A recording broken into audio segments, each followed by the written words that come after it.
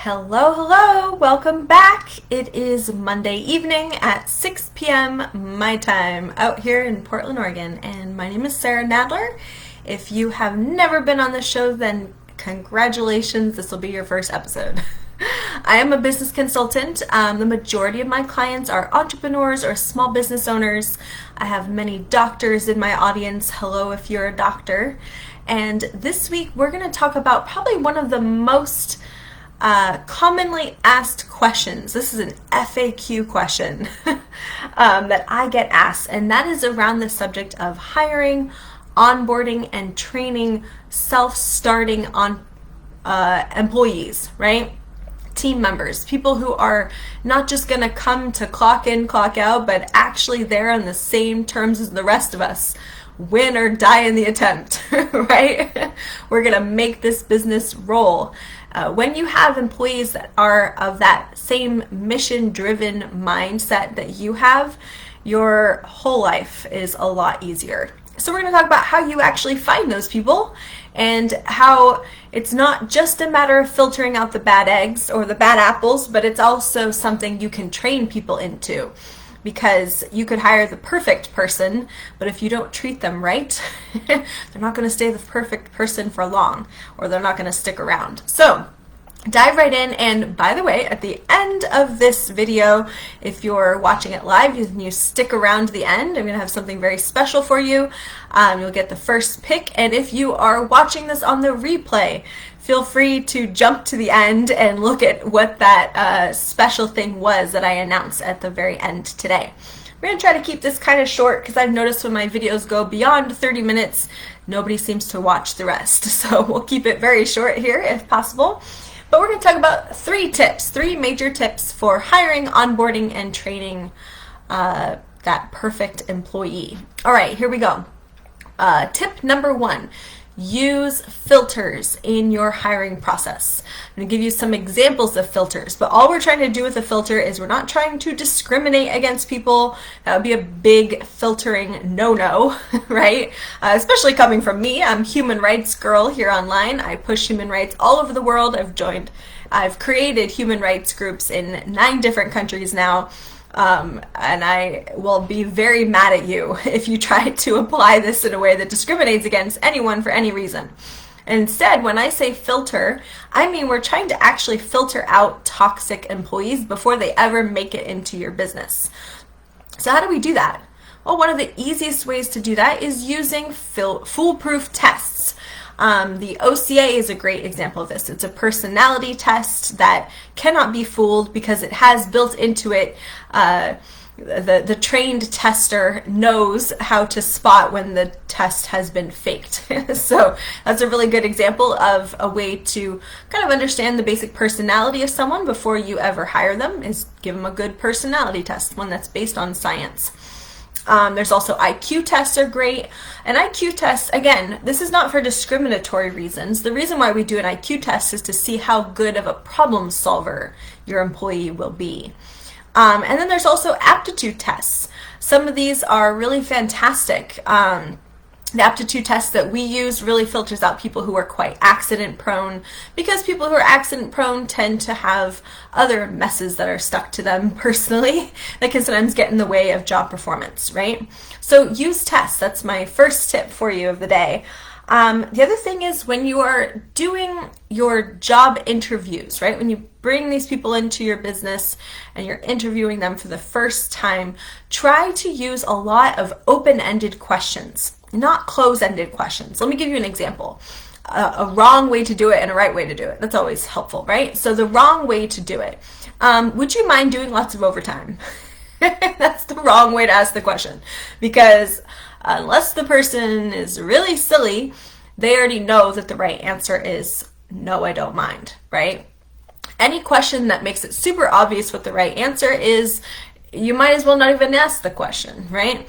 Whereas if we ask an open-ended question, it gets the other person to talk, and that does 2 things for us. First of all, it allows us to get the true answer more often, right? More often. But it also gets the person talking and moving around, and only when they're talking and moving around can you correctly spot their emotional state. And that is very important because a person's emotions are intimately connected with their behavior in general. And that's a lesson for another time, but if you want to learn more about that, definitely let me know and we can do some training about it. So here's an example of an open-ended question around that whole overtime thing. So the position you're applying for occasionally does require overtime. Can you give me examples of times when you would and would not be willing to work overtime? Right? Now this puts the onus on them to kind of come up with examples and really kind of suss out for themselves, if they hadn't already, what would and would not be acceptable for them. And you're a lot more likely to get an honest answer.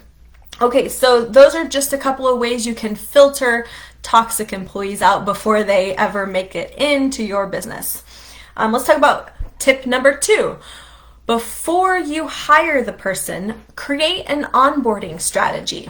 So let's take a step back and think about it for a second. What is the purpose of onboarding an employee?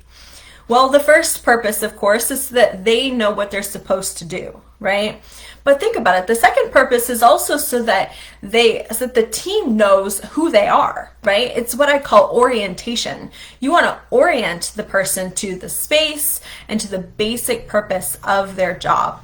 So one of the best ways to accomplish this is actually to lay out for yourself what is the basic underlying purpose for that position, right? If they did nothing else, what is the umbrella purpose for them being there? Maybe it's to facilitate the owner, right? Maybe it's to fill the schedule. They could have lots of different job duties, but in amongst and woven into all of those job duties, there should be 1 or 2 basic purposes for that position. And that, more than anything else, what we want to get across to them between the job interview and the actual first day that they start. So that's usually a really good place to start with your onboarding process. From there, of course, there's certain legal rudiments that need to be in, like paperwork that needs to be done and stuff like that. That should be on your onboarding checklist. And then also introductions to the rest of your team. Now, if your small business has quite a large definition, right? Small business can be everything from solopreneur, right, to I think it's something like 200 to 500 employees. So obviously, if you're on the higher end of small business, you're not necessarily going to introduce this person to every employee on the first day or even the first month of their job. But certainly they should be out there establishing the channel along which they're going to communicate to each of the individuals that they need to communicate to give and receive information regarding their position, right?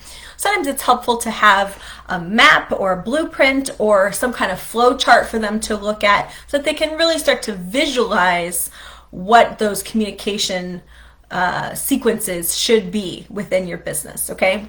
So that's another good thing to have in your new employee binder.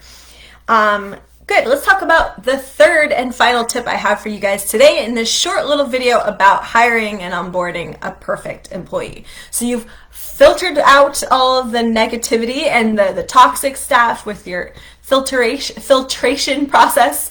You've onboarded them so they're really certain on what they're supposed to be learning to do over the next 60, 90 days, right? Now we want to actually apprentice them. And this applies even for someone who went to school and should know everything about the position. Apprenticeship is a very powerful tool for building a strong team. Because what apprenticeship basically does is it allows the employee to prove themselves, but it also at the same time proves to you and I and their supervisor that they really truly know what they're doing, and it shows up any holes in their education that might later be holes that your business could fall into, right? So put together a list of all of the skill sets, all the skill sets that employee should have. Everything from communication skills, sales skills, things you might not think about, like a receptionist needs to have the ability to convince others to keep their appointment, right? That's a skill set. So really dive in here, do a little brainstorming for yourself on what are the skills that position needs to have, and which ones do they have on day 1, and which ones do I need them to have by day 90 before I decide whether or not we're going to keep them, right? you have that probationary period at the beginning, we really ideally would have the person nicely apprenticed by that point. So you can do an honest review, an assessment of their position, and decide if you're going to continue the professional relationship, right? So there you go. Those are 3 of my tips today. I hope you guys found this helpful. Please feel free to comment below if you have questions about hiring, about onboarding team members, how to train team members. I do a lot of team building these days. I fly in and out of people's businesses and do them online a lot and things like that. So I'd be more than willing to answer your questions and to help you out. All right. Now, let's get into our exciting news. This is it. If you've been searching through this video trying to find the announcement, you are here. So the announcement is this. My husband, Ben Nadler, who you may know if you've been watching my channel for any length of time, he is actually gone back to school. He is going to get his degree and become a CFP, a Certified Financial Planner. So right now, because I do a lot of life coaching, I'm obviously a business consultant, and now he's getting to add in all this information about finance and just the world of investing and budgeting and things like that. We've actually decided to put together a little bit of training around this, and we are offering it to the next 5 people, just 5 people who reach out to us. We're going to do it for free. This is basically a fully mapped out, just like my other programs. So it's going to be completely professional, fully mapped out, personal financial planning coaching program. It has 5 modules right now. We might add a 6th. We might be getting a 3rd expert coming in to do that 6th module about financial planning for business, but right now it's mainly focused on personal budgeting and personal wealth management, and we want to offer it to you in exchange for your before and after shot, so to speak, meaning all you got to do is participate, and if you get something out of it, you leave us a nice review at the end so that we can use that in promoting the program once it's fully launched. So if you're interested in being a part of that program, like I said, we're choosing just 5 people. Since obviously we're doing this gratis, and so we have to fit it in amongst our paying clients, right? But it's going to be awesome. It's really so jam-packed right now with wealth of information. That was no pun intended. And we would love to have you. So if you're interested, head on over to my website. You will find a link there, or better yet, probably just comment below because I don't want to lose you in the shuffle. We will be getting a landing page up to, onboard new people into the program once it's fully launched. But right now it's basically on a first come, first serve basis. And if we think you're a good fit, we will absolutely welcome you inside of the group. Right now we have 2 people already. So we're just trying to fill those last 3 slots so that we'll have the total of 5. So yeah, go ahead and let me know if you are interested in learning more about your own budgeting. You want to start increasing your wealth, or kind of getting things that the income is greater than outgo, plus some reserves stashed away, do some investing, things like that. If you're interested in learning more about finance, please reach out to us, okay? All right, have a good evening. Thanks for coming, guys, and I'll talk to you next week. Bye.